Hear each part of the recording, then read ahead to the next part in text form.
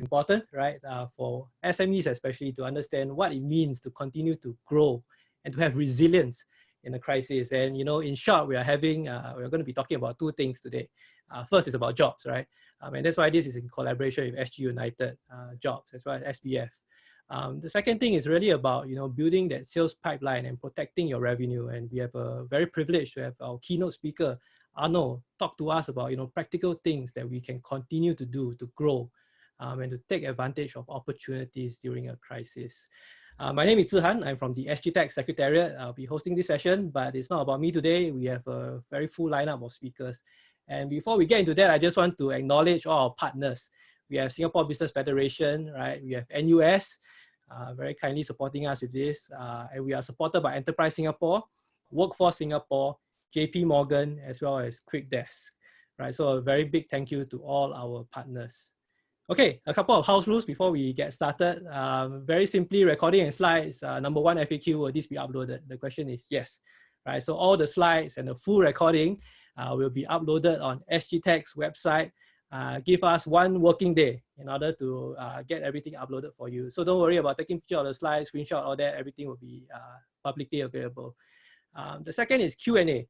So the way we'll run this Q&A is that we'll be using the Q&A module in Zoom, right? So what we'll be using is a type Q&A function. So use the Q&A module in Zoom, look around for it now in your taskbar. So what you can do is you can type in your Q&A there, and we'll have a facilitated Q&A at the end of all the presentations. Okay, let me go into the presentation lineup. We'll be starting with opening remarks by NUS, but this is our lineup of speakers. We have Chi Hao from SBF. He'll be talking about the SGUnited Jobs Initiative. Then we have our keynote from Arno. Followed by me, I'll be talking about the PCP for digital sales, and Kai Chi from WSG, who will be talking about other PCPs specific to ICT roles. So we hope that this exciting lineup will give you a good idea of what's available out there in terms of the assistance for jobs, right? As well as how you can enhance, improve, transform your sales pipeline in today's day and age, right? Okay, without further ado, enough from me. Let me introduce our first speaker. He's the Associate Director of Projects and Outreach from NUS SCALE, Mr. Chiang Fok Pong. Okay, Pong, please. Hi, hello. Hello, thank you, Zihan. Good afternoon, everyone. Let me share my slide that we'll be presenting today. Okay, I must say that thank you for coming, okay, during this period. I'm from NUS, my name is Pong, particularly from the School of Continuing and Lifelong Education. In short, it's known as SCALE. Today I'll be covering what NUS can do and also what we can actually work together on. So we know that currently there are situations where we call it the COVID pandemic, where I don't know how long it will last. Definitely there will be quite a number of transformation in terms of workforce and also the company at large, which include like countries that thrive on open economy, they are now strived, and job roles definitely they'll be transformed. Industry sector that depend on cross-border trade are now really not there anymore, and they have to have a new way of doing business, as well as businesses. Definitely they will go into more aggressive adoption of digitization, as well as looking into virtual work environment, including NUS ourselves. So NUS being in this part of the game, we want to work with the government and also together with you on three key areas. One are the fresh graduate, which we are very concerned with because these are our daughters and sons. And also that we hope that we can actually have our existing workforce to be more digital ready and future ready, so that when the economy recovers, we get our workforce ready there to serve your own organization. And we also know that the unemployed are ready now, getting in the picture to really transit to a more sustaining career and future ready. So this is something that we're going to work on and help anyone and every one of them, including a company that are together with us. So let me share some of the key initiatives that we are working on. First one is a really enterprise training support package, which is in short is called the ETSP. ETSP has been launched since March 2020, where then employer, they can actually upskill and reskill their employees, and with a substantial amount of funding, okay, that will be given, either the cost fee or even the enhanced payroll incentive. For NUS, we have 3 ETSP. One is aerospace, the other one is air transport, and this is the third one, which is service cluster, that covers quite substantially many of the areas within it. And as mentioned, okay, be heavily funded. We have curated about 21 courses, and these courses are really able to be more digital centric, and also in terms of digital marketing as well as mindset change for the future. Right. So as we move on, we will also know that they are unemployed that we want to help. SSG, Skill Future Singapore, has identified 12 sectors, but NUS can only do 4 sectors. We are covered here as advanced manufacturing, built environment, these professional services, and also infocom and media. Where we work with is really with E2Y, where then they will channel all the candidates to us. They'll go through the executive workshop, and then we'll focus in terms of getting them trained through our SGUnited skills program, and eventually we'll try to get these people to be placed. As an employer, what we can do here is that we are skilling them up in 6 to 9 months program, where then they will be trained in terms of human and manager literacy, and then going through the data program, because we find that digital is definitely the way to go, as well as the professional track, depending on the various industry sector that will be in. Then we cover by 1 to 4 months project, and hopefully, companies can come and sponsor your time for this candidate that we can actually work with. So for employers, definitely you will be there to participate in the networking session, e-career fair, as well as speakers, and also to observe the class of these trainees. These are actually future-ready talent that eventually you can recruit them, because now they are hosting with us, NUS. Then eventually, if you find that they are ready talent that you want to recruit, you can actually go by all means and recruit and enjoy the enhanced hiring incentive that's listed here in number 7.7. So there are quite a number of benefits if you come with us for the SGUnited Skills Program, and NUS is open to discuss with you in any way, either the ETSP or even with the SGUnited Skills Program. Of course, due to time limitation, we do have other means that we can help you. Later, Zihai and the rest of the other people will be sharing more about other incentive and other scheme and other programs that we can help. All right. So in summary, in fact, you can see that there are various schemes that we can actually help. In fact, NUS are involved in all the schemes. Okay, be it the SGUnited Skills Program we touched on, SGUnited Traineeship Program, which I believe that now has been ceased, and also the 2 of them, which is SGUnited Mid-Career Traineeship Program that comprise the 2 track, the Pathway Program for Enterprise Attachment track, which is this one here. All right. And then also the one on the enterprise-based training. All right, so we are here to help. NUS has opened up our infrastructure as well as resources, and anyone who would like to have queries as well as interest, you can actually write into this address here, which is me. So we can actually discuss more and see how we can actually move forward together at this period of time. Thank you very much. Okay, thank you very much, Pong. If you have questions for NUS, like what he said, do let us know. There will be a survey at the end of this also. So any of the programs that NUS is sharing, feel free to find out more details from us, right? Then we will direct that to NUS. Okay, next up we have Teo Chi Hao. He is the project lead of the SGUnited Jobs Initiative in SPF. I'm sure you have all heard a lot about SGUnited Jobs and what it all means, right? So Teo Chi Hao is here to share with us and shed a bit of light about what SGUnited Jobs really does with SPF. And SGTech actually is very privileged to be the first TAC other than SPF to be working with them on this. So Chi Hao, go ahead. Okay, thank you, Zihan. Hi, afternoon, everyone. Chi Hao from SGUJ Initiative at SPF. Okay, start off a little bit of background about how SGUJ came about and how we go about working with the various TACs and how companies can work with TACs and SPF for their manpower needs, and what's the difference between SGUJ and mid-career pathway, which I'll talk about it at the end of my presentation. Okay, to start off, we are living in one of the toughest economic times, and COVID-19 has impacted the economy and disrupted livelihood of many people. This has resulted in certain sectors having excess manpower and some facing shortages while some having excess manpower. As part of the SGUJ and skills packages announced on the 26th March by DPM Heng Swee Keat to create more than 40,000 jobs, we are here to help companies with their manpower issue during this difficult time by two main ways. First is to assisted matching of available job seekers to immediate positions. Secondly, to facilitate the movement of excess manpower to suitable roles elsewhere.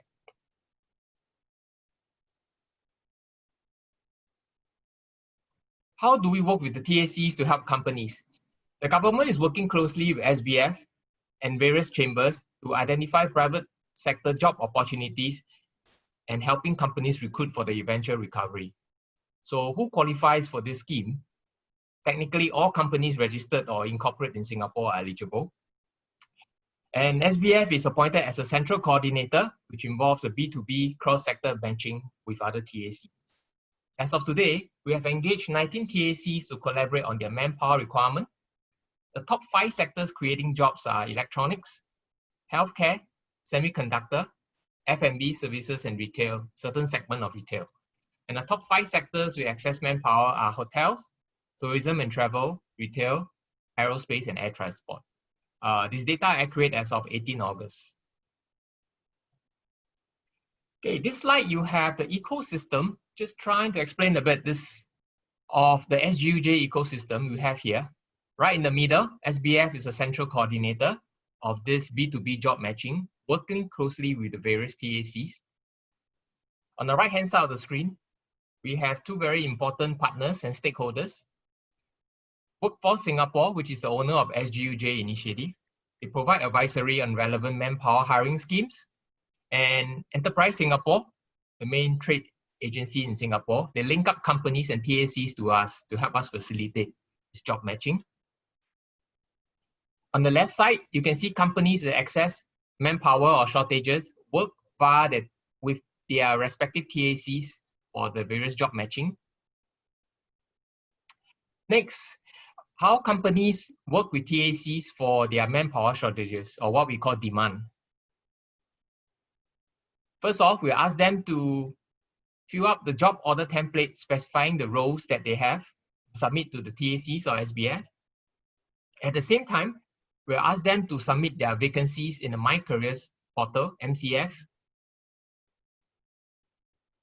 Then we proceed to perform the job matching based on the requirement which company gave us. And once the company successfully onboard the job seekers, they'll update the MCF portal and update the TACs and SBF. While all this is happening at the back end, WSG will play a very important role. It will provide advisory on the hiring schemes to companies and also facilitate job matching on the portal. Yeah. Likewise, companies with excess manpower, or what we call the supply side, same, they give us the JOT and can direct the workers to the MCF portals. So once they've have successfully been placed, again, they'll update us, and then we'll move on to a new case. Okay, this slide I got here, the reason for this is we got quite a lot of queries about mid-career pathways, which is directed to us. So I thought I'd take this opportunity to clarify the difference between these two schemes managed by SBF. Okay, SGUJ, what is it about? To match job seekers to both permanent and temporary jobs. Whereas SGUP is to support mid-career individuals to gain new demand skills while preparing for jobs in the future. And how does it work for companies? Hiring companies will post vacancies in MCF portal, yeah, and they can tap on the assistance of TACs to facilitate job match, yeah. Whereas on the SGUP side of things, Organization interested, they are to fill up this interest form on WSG website. Yeah, and just a note here, WSG and SBF reserve the right to adjust the support duration and number of approved positions. Yeah. The training allowance, yeah. For SGUJ, we help workers by having them secure jobs. Yeah. Whereas for SGUP side, the government fund 80% of the training allowance, up to $3,000 per month. And eligibility, for SGUJ, all companies registered or incorporated in Singapore are eligible. For the SGUP, likewise, companies registered or incorporated in Singapore must be able to offer attachment up to 9 months and to start by 31st March next year.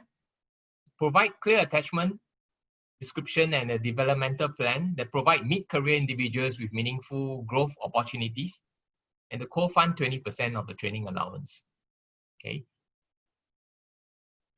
So yes, we are here to help, and please get in touch for SGUJ queries. Please write to sgujobs@sbf.org.sg, and for mid-career pathway, please write to SGUnited mid-career@sbf.org.sg. Okay. Okay, that's all I got. I'll hand it back to Zihan. Thank you.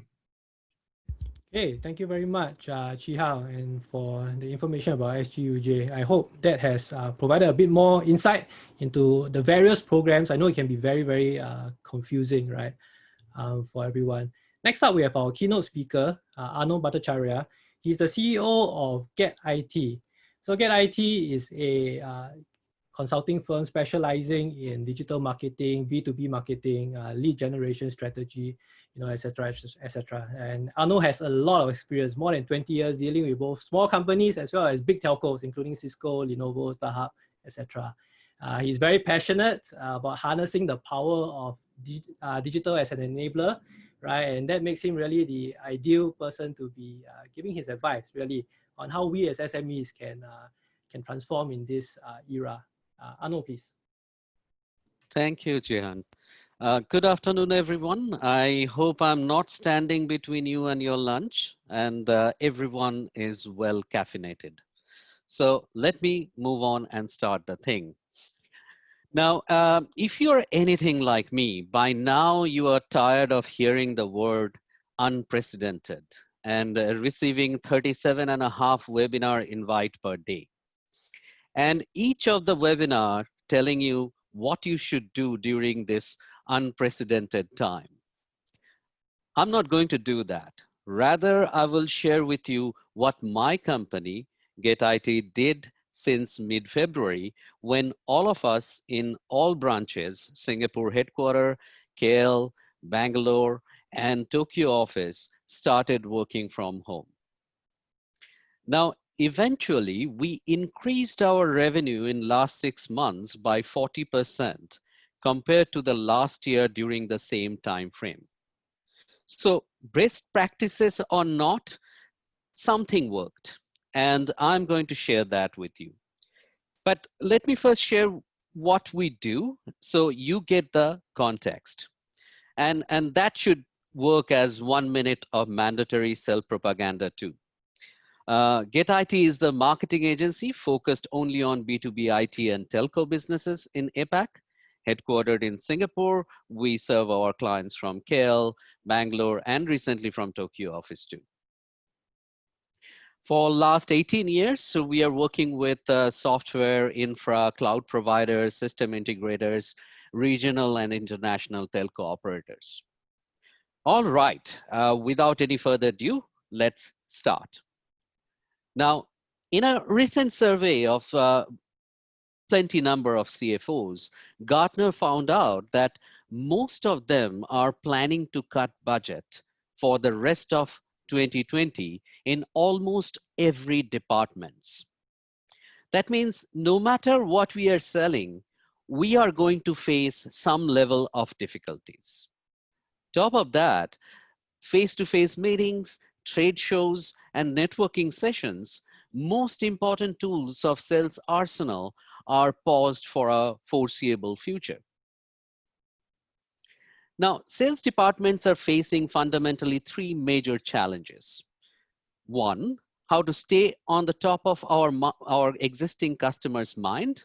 So if any opportunity arrives, we are there ready to grab it. Second, how to generate new leads, that is, how to reach out to new qualified prospects. And third, how to close deals with minimal or no face-to-face interaction. So let's deal with the first one. How can we stay relevant and top of mind for our customers? We need to be the curator of useful industry news that matters to our prospects. Keep the clients updated with the latest news, data, information regularly. If you have bandwidth and capability, you should write original content. But even if you don't, share content from other sources that matters to your clients. Now, since February, all the client services people from Get It started their own fortnightly newsletter for their top 100 clients. Now, I am part of that team too. Imagine doing newsletter. It's an hassle. You need to design and dispatch apart from writing the content. So we wanted to simplify the process and started using Review. Simple newsletter software where you can just use pre-built templates and drag and drop content from your social feeds like Twitter or your bookmarking application. With Review, it takes less than 15 minutes for me to create an issue of newsletter and dispatch. And because I know personally all these 100 subscribers which we added, which I added, my 100 customers, I know that there are challenges and curate content accordingly.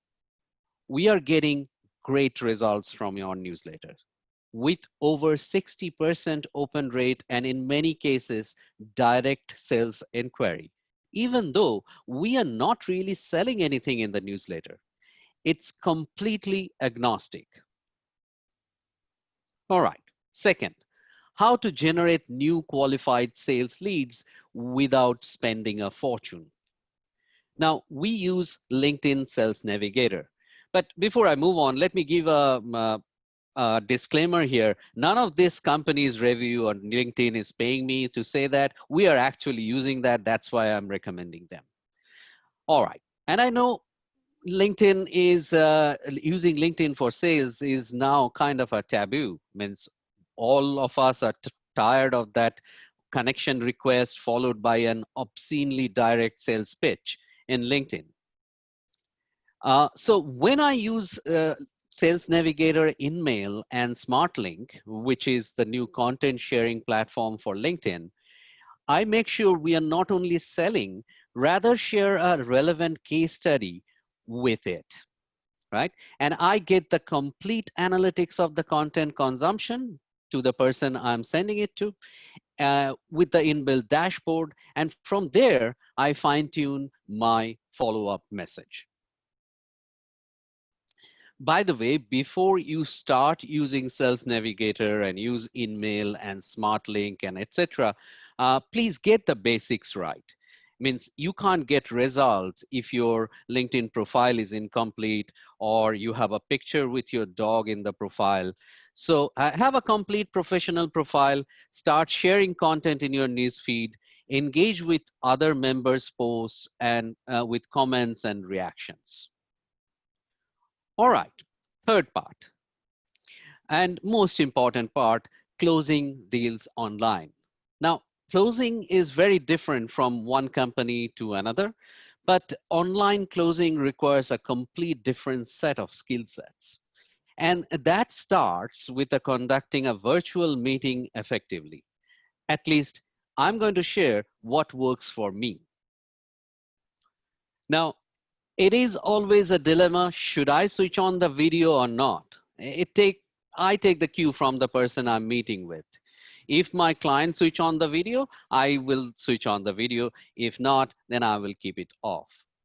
And I keep a LED light handy because I was told several times due to my complexion that they can't see me. For the webinar or for the web meeting, please don't use an AirPod. Invest in a quality wired microphone. Bluetooth is just another point of failure. You can also get a free account of AI-based background noise removal software like Crisp, which works with most of the web meeting software like Zoom or Teams or WebEx, etc. Now, please don't run the web meetings on browser. Download the desktop softwares. They're much more stable. Assume web meeting windows on your prospects' laptops are not in full screen mode and sharing space with other applications. So open the slides in half of the screen of a normal laptop and check if you can read the smallest text. If you can't, reduce the text volume. Less is more.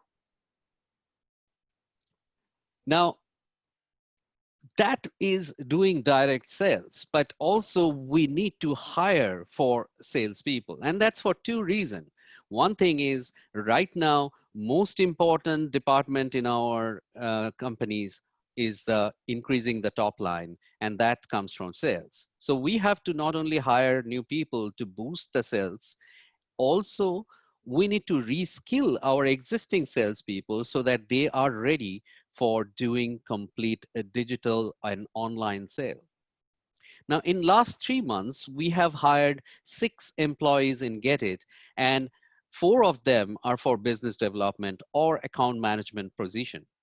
And hiring without a face-to-face meeting is tough. I mean, I haven't met any of these 6 yet. But we kept our focus on the benchmark clear for all the hiring and clear with the all hiring managers, made onboarding easy as possible with processes and resources in place like CRM in one CRM, sales materials in one place, all the KPI is very clear. And then we use some templates what we use to hire people. And let me just quickly go through the templates, and because it is kind of regarding hiring. So what we do, we use a very complex and extremely sophisticated software called Excel. So what we are using here is with our managers, hiring managers, we are deciding what matters most. To us, it's always first is the intent. That is, the person got the drive or not. Second is the skill set. So intent comes first, intelligence, and then the skill set comes third. So this particular one is for Malaysia office. We were hiring a project manager. And what we did, we discussed with our Malaysia country manager and other decision makers there, and decided that our top most important is intent, and second is capability, third is communication. And we added another thing because it is an account management position, the likability, which is a very subjective thing. And then we divided this balanced scorecard to everyone in who are taking interviews. And based on that, we kind of ranked the people. And the score you see is basically multiplication of the score we gave that personally with the importance score. So we get a balanced scorecard matrix. So with this, all the hiring managers are happy, and we get a proper result for it, especially in a digital skill set. And one small tip, what we started doing, and especially for the biz dev positions, we started asking, rather starting with a normal interview, we started asking, can you just prepare a presentation for 15 minutes rather than showing your resume, rather do a PowerPoint presentation about yourself in 15 minutes, about yourself, your work, and your experience. So that's all for me today. Back to you, Jihan. Hey, thank you very much. I know, let me just take over the screen share. Okay. All right. Okay, just a gentle reminder for everyone. If you have any questions for any of the speakers, please use the Q&A function rather than the chat function. And also direct your question to the speaker that you would like to address, if possible. So for example, if it's for Arno, and you have a question specific to him, do let us know so we can direct it properly. Okay, next up is me. I head up capability and capacity development in SGTech. Basically, we look at talent development programs. And one of the programs that we run It's a digital sales executive professional conversion program. And now you've heard from Arno, right? And the next thought is, you know, as SMEs, how can you attract these kind of people? It's so difficult to get them.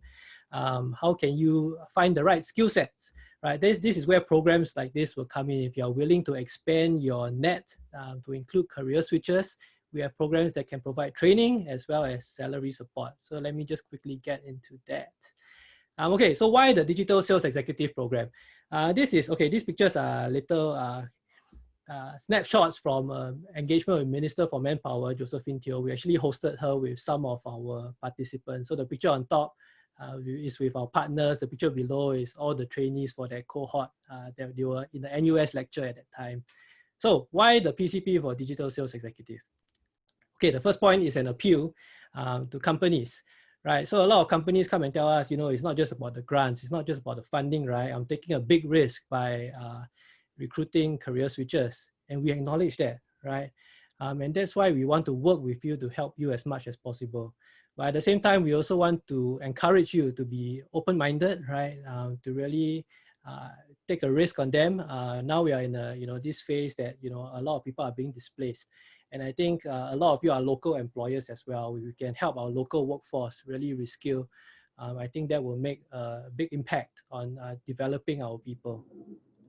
So second, like what I said earlier, you know, access a new pool of untapped talent. A lot of them come with transferable skill sets and experience that really can add a lot more value than we would have expected. Things that you can never understand from looking at a CV, right? So we found that, I'll give you one example of this. You know, a lot of employers come to us and say, you know, all the CVs don't make sense, right? They don't have the right skill sets for what we need. But then we say, okay, you know, just hang on. Let's do a speed interview session for you, right? So we just bring in all the people, CV-wise, no skills, right? But when they come in, they do the speed interviews, right? We found that, you know, in some sessions, up to half the candidates got selected for interviews after. So these are things that really, you know, come out from that direct engagement. And, you know, if you really remain open-minded, you'll find gems in the rough. Okay, third, of course, you know, riding from what Arno has already shared, you know, bring in the right people to support the digital transformation process, right? So that you can implement the things that Arno has encouraged us to do. So our people need a lot of catching up to understand the tools, the platforms, the channels, right, that are available so they can make the most of it. So this is why, you know, we're asking you to really consider programs like the PCP for digital sales. So who is a digital sales executive? Okay, very simply, plan, execute, and optimize sales and marketing efforts across the pipeline, right? Across all different channels, omni-channel, you know, and all the different tools and platforms like Salesforce Navigator, right? And so this is an excerpt from the skills framework, right? So all these skill sets here are the skill sets that we hope to train the candidates in, right? Whether it's technical skills or generic skills. We hope our training partnership with NUS and QuickDesk will be able to impart these skills to the converters, right? The PCP candidates. Okay, so what's the training structure like? It's two essential components. One is structured training, and that is classroom, e-learning, and project-based, right? And the second is on-the-job training, right? And in total, that adds up to about 700 odd hours, right? Or 800 hours in total. So the whole program is supposed to span over 6 months, and this is for new hires, new PCP hires. One thing I just want to mention from this is that a lot of employers, after coming on board the program, they realize that it's very xiong, right? Hey, how come my guy is out 2-3 days a week? Then how to work, right? So I just want to set the expectations, right, that the PCP is a program that really goes in depth into that transformation. So they come from almost, in some cases, almost zero base, right? So we really have to put them through the very rigorous training and transformation process. And that's why I cannot sugarcoat it, that, you know, as employers, we really need to be able to commit to that, right? But I can only say that I hope that it's worth it at the end of the day. So far, our attrition, right, has been less than 10%, quite a bit less than 10%, right, of people who have fallen out of this program. And that is important because, you know, if you think about it, a lot of these people had zero experience, right? And totally not skilled for the role at all. And yet we are seeing less than 10% fallout, right, attrition. Okay, so this is summary of the project.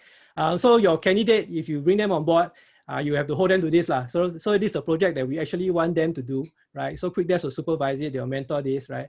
And we want them to be able to develop something real for you. So at the end of it, it's not just a theoretical project, right? At the end of the 6 months, they actually have something tangible for your company. right? So this is the summative project for the PCP. Okay, next is criteria.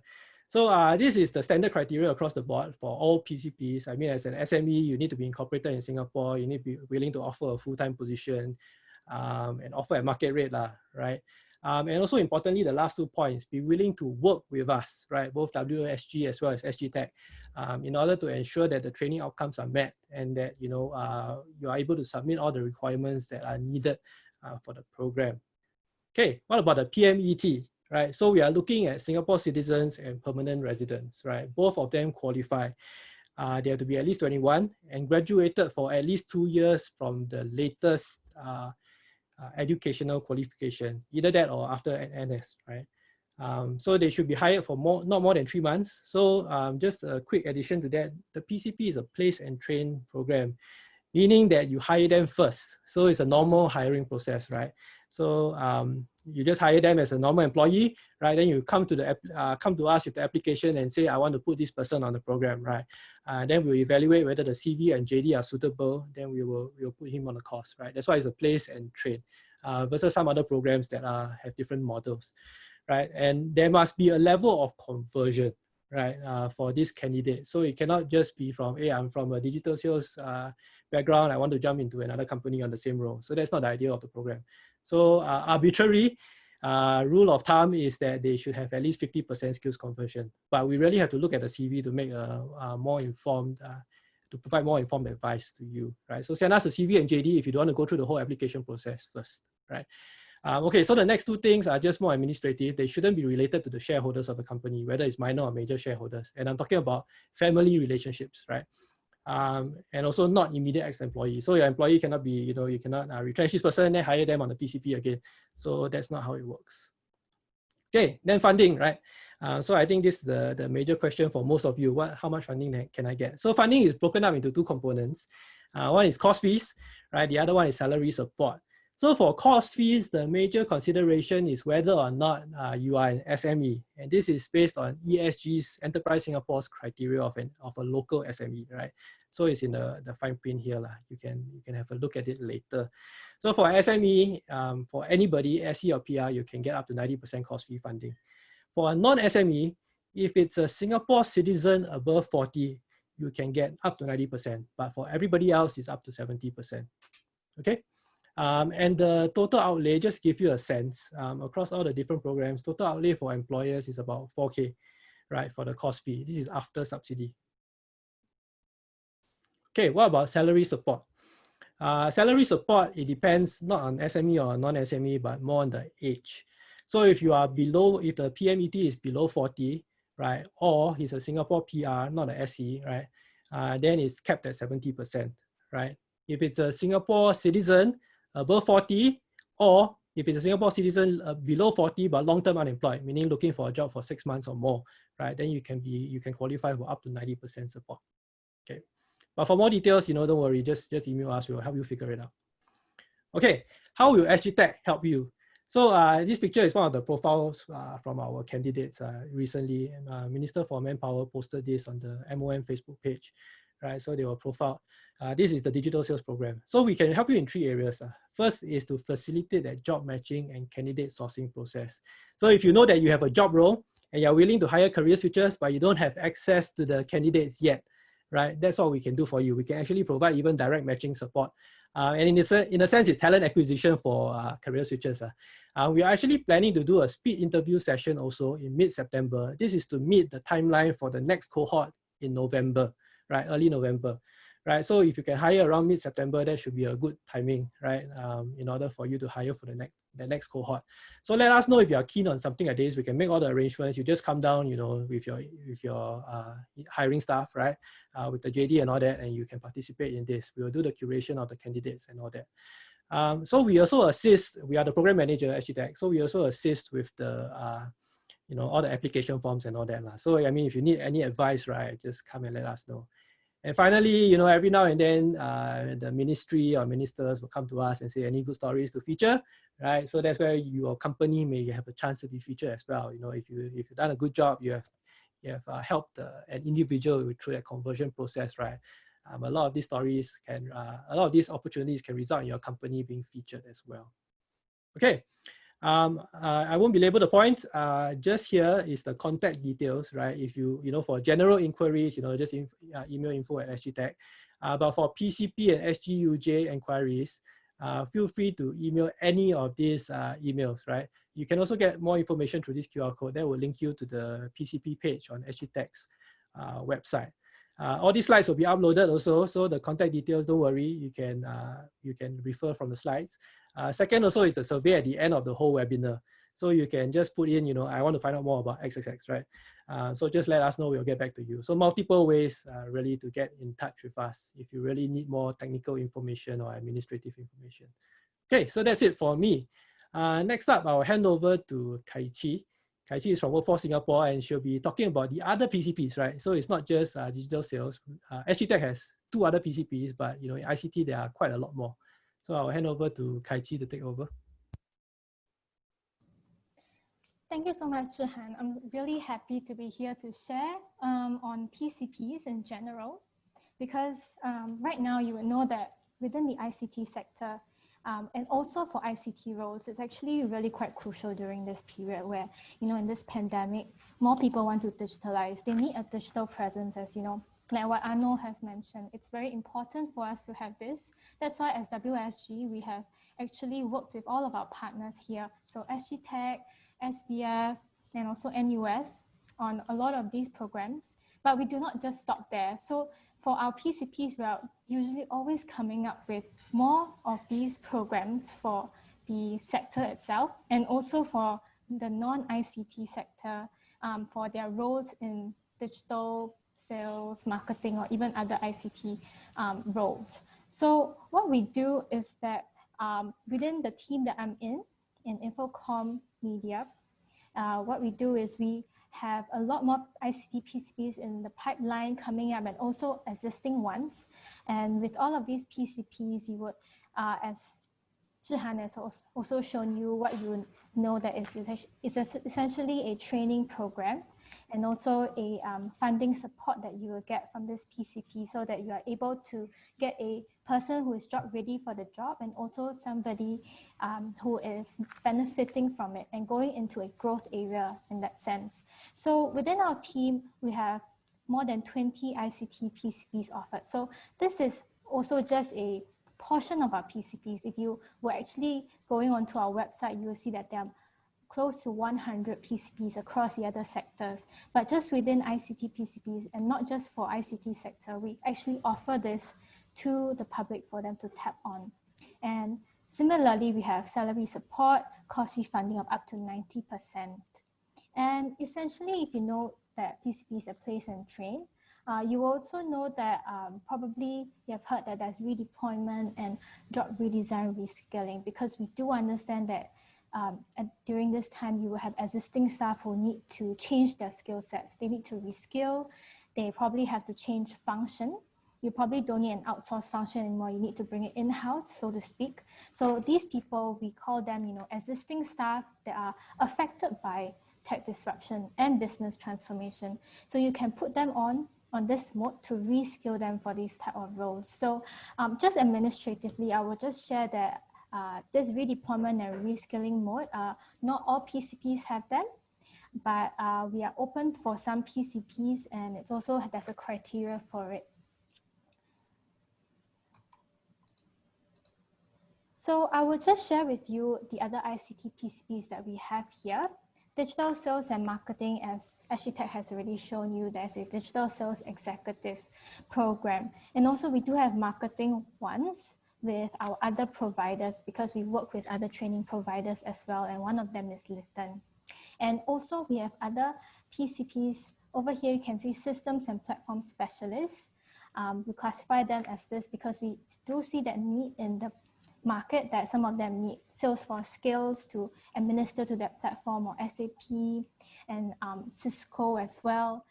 All of these, the trainers themselves are from these companies themselves, and then they will be administered by SGTech and all of these training, all of these program managers who will help you with the administrative work. And also for our developer roles, if your company also has tech roles because you want to go into software engineering, so software developer, we do have them. All of these we have actually validated with the industry, so to speak, to know that these roles are actually hot and upcoming, and it's a growth area for you to tap on. And for these PCPs, you can think of them as probably some of your people, they have an analytical background. You probably interviewed someone who is in mathematics and statistics, or they are probably not in that role, but are in that sector. Like you're going from front end, back end, or back end to front end. They can also go into these roles as well. So adjacent skills, they can convert them to these roles. And also other roles, such as data analysts, we do have them, and innovation and project manager role. So I will just give you one example for innovation and project manager, which we worked with Lytton as one of our program manager, where they also are providing the training themselves. It's also a 6 months program where they have classroom training of 255 hours and an OJT for 705 hours. Then that makes them job ready. So with this, they are able to go through the training modules and they will get the qualification from there. So we have actually had feedback from some of the SMEs that this project management sometimes suit them because they have to provide some sort of project management for their clients. And this is something that you can think of other than all the other, PCP sales and marketing that we are sharing over here. So do not worry, we have all of these slides on the, will be uploaded tomorrow. And then if, let's say you want to know more about these PCPs, you can actually approach our program managers or the training provider that we have listed there. So SGTech would be the one if you are seeing it. And then if it's this PCP, for example, then it will be Lytton. So yeah, thank you so much. I'll just hand over time back to Jihan. Okay, thank you, Kai Chi. Okay, we have come to our Q&A and we will open the Q&A to all the speakers actually. So again, a gentle reminder to use the Q&A function in Zoom. I think we have some questions coming in already. You can continue to ask, by the way. So these are all the speakers, just to give you a quick reminder of who has been speaking to us. And while we are addressing the Q&A, let me just come to this slide. So as you are listening in, do scan the QR code also to help us fill in this survey. If you're interested to follow up on certain things, right, or you just want to find out more, or you just want to provide feedback to us, right, for the industry, let us know, because these are all important information points that we need, to give that feedback up to the government as well. Okay. With that, let me start the Q&A and I'll kick it off with our keynote. Okay, Arno, so this is directed at you. And I'll follow up question to this also. But first, how are the rate of returns for digital marketing for a service nature company in manufacturing? But I suppose this applies across the board also, where more face-to-face interactions are needed, right? What's the rate of return for digital marketing?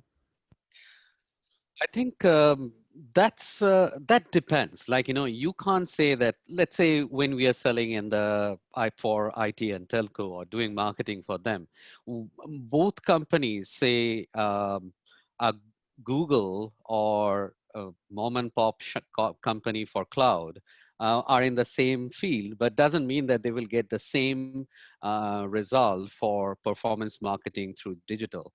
It is a mix of things, that what is your total addressable market in that field in digital, as well as what is your brand value proposition is, right?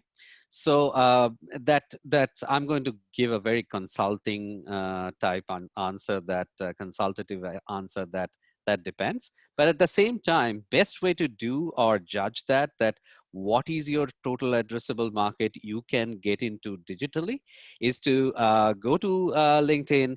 Either you are using a paid subscription, that's great, or in the advertising side, and just fill up the criteria you need. That means your geography you are serving, what type of job role you are targeting, and what type of companies you are targeting, all those things. And you can see in there live that how many people you can target digitally, at least in LinkedIn. And that's a good indication. And then you can top it off with other channels. Now, what is the return of investment? That depends. It depends on what stage of maturity of digital marketing you are in. If you're just starting out right now, I think this is the best time to start, because you can cover all the areas, that starting from awareness to lead generation to nurturing to the closing of sales, because right now the playing field is kind of leveled. So that's a good point to start, but what exactly the digital marketing ROI, that depends on your company and your brand proposition and the market, and etc. I hope that answers your question.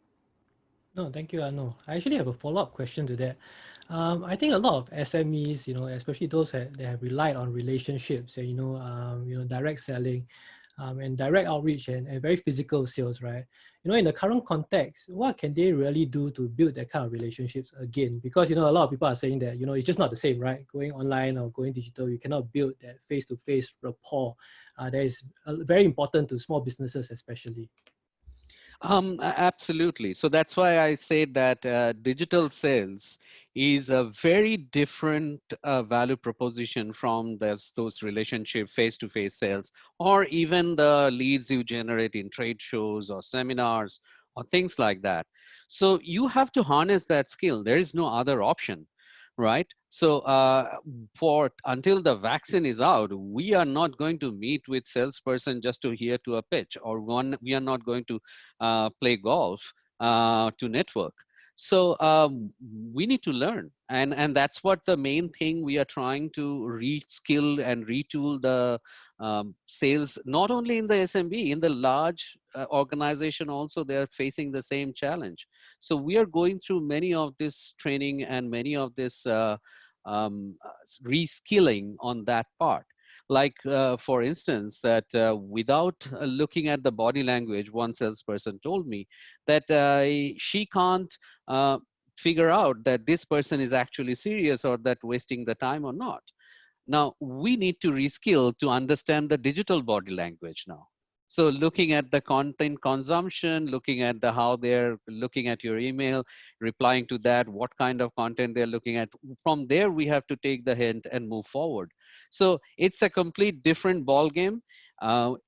It also at the same time level the playing field, so new people can come in without having a lot of sales experience, but they can come into the digital sales right now, right? So it's a good and bad thing at the same time.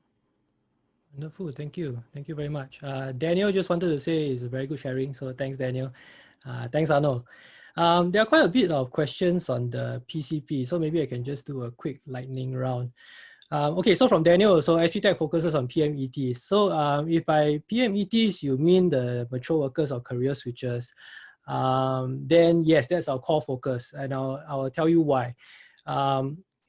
We want to bring in new talent into the industry, and that's SGTech's role essentially. So not so much with professional, IT professionals, right, who are already very well qualified because they are already in the, the circulation already. So that's more for individual-based organizations like SCS to support, right?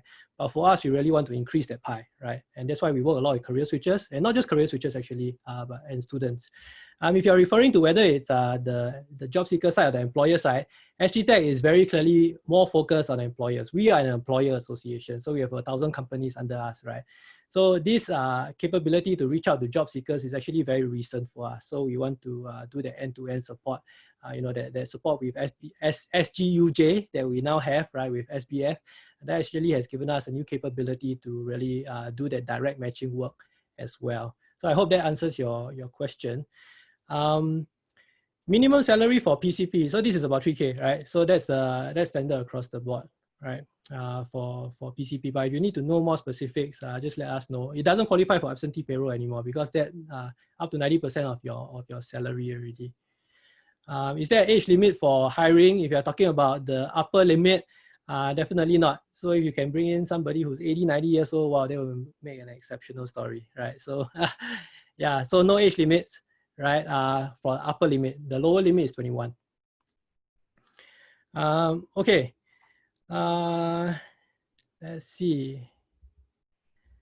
Okay, is the PCP for employers or helping those PMET who has lost a job recently?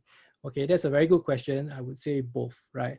So SGTech's approach has been to work with employers, right? Like you, right? Most of you here are employers, to encourage them to be more open to career switches, right? And that creates opportunities for career switches in order to transition into these roles.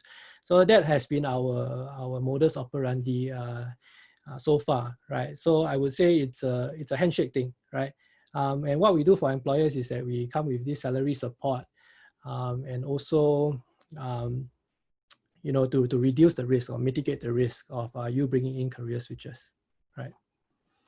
Okay, another question. Okay, this is a very good question. What's the difference between digital sales and field sales? And can the person do field sales? Okay, I will just classify field sales very, you know, arbitrarily as traditional sales. So you're very physical, you know, face to face, you know, and all that, right? So I'll just label it as that. And the question is, and the answer is, in short, yes, the person can come in from a field sales background, a more traditional background, without the digital skills that are needed. Right, so he could be very savvy, right, in his sales experience already, but doesn't have the right digital skill sets. You can bring such a person in, and it can be a hybrid role. I mean, we're not saying that, you know, just because he's doing digital sales, right, he can only sit in front of the computer all day and not speak to a single person physically, right? So I think the core, as long as the core of the job role is really digital, I think that still allows him to go out and do the physical sales where needed. But I think the important part of the job role at the core, right, is really digital in nature. So people from more traditional sales backgrounds, yes, they can come on board the program. Okay. Yeah, I think that's about it. For those people who have questions specific to other sales, other PCP programs, we can reply you separately. So do let us know. Just put in your details in the survey form or email us, right? Then our staff will get back to you directly on the requirements of that particular program, right? Because some of these things really need more individual specific advice, right? They may not be relevant to everyone.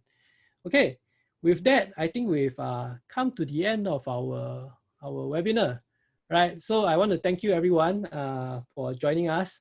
We took about an hour, so very, very good timing. I hope you managed to have your lunch during this 1 hour, or if not, you're starving. I hope you continue to join us for future webinars as well. So again, please fill in this survey. It will help us a lot. Take note of the contact details. If you need any help, just email us, right? We'll be more than happy to get back to you. We will leave the webinar on for just maybe 5 more minutes. So if you have any questions, you can still continue to ask them. We'll provide typed responses. But we'll just wrap up the webinar proper here. A very big thank you to our speakers as well as all our supporters. Thank you very much.